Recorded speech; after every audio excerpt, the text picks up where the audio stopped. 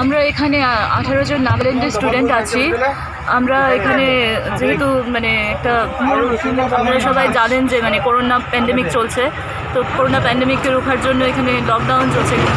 লকডাউনের সময় মানে ট্রান্সপোর্টেশন সিস্টেম পুরোই হয়ে গেছে, বন্ধ ছিল এবং আমরা স্ট্যান্ডার্ড হয়ে গিয়েছিলাম, এখানে আটকে পড়েছিলাম। আমরা ত্রিপুরা ফিরে যাওয়ার জন্যে আমাদের বুবাগরা কিরিট প্রদ্যুৎ দেববর্মার সাথে যোগাযোগ করি এবং উনি আমাদের অনেক সাহায্য করেছেন। উনি আমাদের জন্যে বাসের অ্যারেঞ্জমেন্ট করেছেন এবং এখানকার আমাদের নাগাল্যান্ডের গভর্নমেন্টের সাথে যোগাযোগ করে সব কিছু খুব মানে স্মুথলি ম্যানেজ করে দিয়েছেন। লাইক এই জন্য আমরা বুবাগরাকে অনেক অনেক ধন্যবাদ জানাতে চাই। নমস্কার বুবাগরা। নমস্কার। আমাদের যে ত্রিপুরা, আমরা সবাই ত্রিপুরারই লোক।